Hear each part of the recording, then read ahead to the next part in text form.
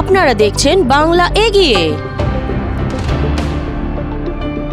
দেখুন দেখুন দেখুন বর্ষিয়ানদের যেমন বুঝতে হবে যে শেক্সপিয়ারের সেই বিখ্যাত কথা, old order should change the yielding place to the new.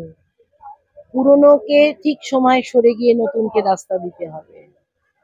এটা একদম সত্যি কথা, এবং এটা অনেকদিন আগে থেকে উপলব্ধি করে নিজেকে তৈরি করে নেওয়া ভালো। আমরা যেমন আঁকড়ে ধরে থাকতে পারি না, তারাও তেমনি লাফালাফি করে আসতে পারে না। আমাদের আমাদের সময় দিতে হবে, আমাদেরকে ছাড়বার সময় দিতে হবে। মাঝখানের এই যে ট্রানজিট পিরিয়ড, এইখানে দুতরফেরই আমার মনে হয় অনেক সহনশীলতার দরকার।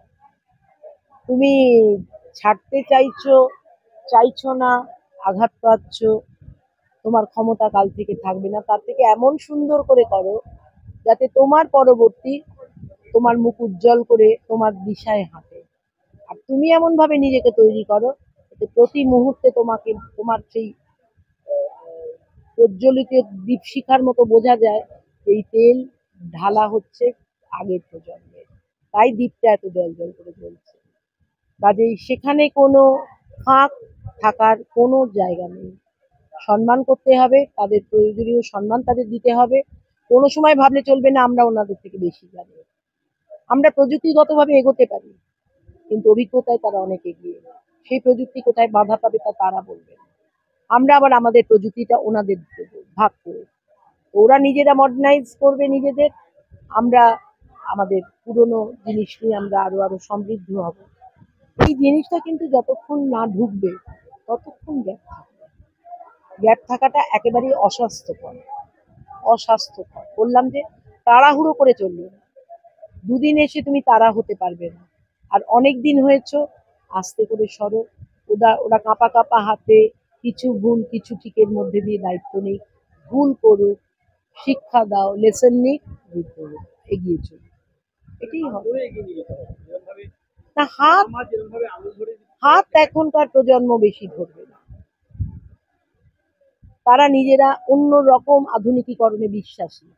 তারা তোমাকে বিশ্বাস করাবে তারা কতটা ঠিক, তুমি তাদের ঠিকটাকে সম্মান জানাবে, জানাতে জানাতে হালকা করে কোথায় বেঠিক তা বুঝিয়ে দেবে। সে তোমার সামনে স্বীকার করবে না, কিন্তু যখন ধাক্কা খাবে তখন শিখে বলবে না ওটা বোধহয় ঠিকই ছিল। তখন শিখবে।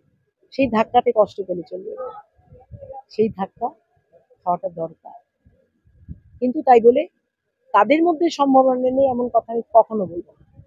ওই প্রচুর ছেলে দেখি ভেরি ভেরি সুন্দর স্পিচ, পড়াশোনা জানা, ডেডিকেটেড, সঠিক দিশা না পেলে এলোমেলো হয়ে যায়। এটা ছাত্র সমাজের কাছে আমার একবারেই আমার অত্যন্ত আমি আশাবাদী। আমাদের নতুন যে ছাত্র সমাজ উঠেছে, এক একজন এক এক দিকে এগিয়ে আছে। কেউ ভালো লেখে, কেউ ভালো প্রেজেন্টেশন দেয়, কেউ দৌড়োদৌড়ি করে কোঅর্ডিনেশন করে, কেউ সংগঠন করে ভিড় বাড়ায়, কেউ সাহস দেখায়, কেউ বিপদে ঝাঁপায়, কেউ কিচ্ছু পারে না, রাস্তায় একজন চাপা পড়লে দৌড়ে গিয়ে নিজের ব্লাড দেয়। We need every sort of this person, প্রত্যেকটা। তাকে আমরা যদি চিনতে ভুল করি যে লেখে তাকে দিয়ে আমি দৌড় করাই, হবে না। ওই পরিচালনাটা সঠিক হাতে থাকা দরকার, আর চোখ থাকা দরকার সঠিক, তবে নেতৃত্ব, আর তবেই ছাত্র তৈরি। বলবার নেত্রী বলেছে, নেতা বলেছে, আপনারা সকলেই ওয়াকিবহল যে কি বলেছে। আমাদের যেভাবে পথ চলতে শিখিয়েছে, যেভাবে আমাদের বলেছে যে সামনের ইলেকশনের জন্য কিভাবে লড়তে হবে, কিভাবে লড়াই প্রস্তুত করতে হবে।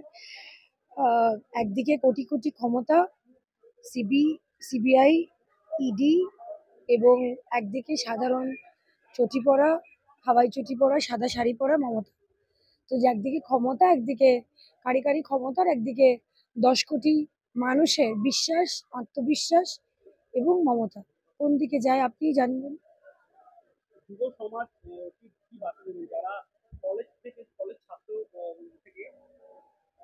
তারা আমাদের শক্তি, তারা আমাদের এগিয়ে যাওয়ার সব থেকে প্রথম যে লাইনে যারা দাঁড়িয়ে থাকে সেটা হলো ছাত্র, তারপর যুব,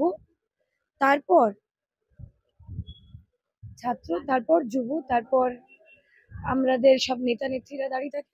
কিন্তু ছাত্ররা আগে, সব থেকে আগে লাইনে দাঁড়িয়ে আছে। মমতা বন্দ্যোপাধ্যায় 4টে জেনারেশন তৈরি করে গেছে অভিষেক বন্দ্যোপাধ্যায়ের স্পিরিটে এবং তার নেতৃত্বে দল চলছে।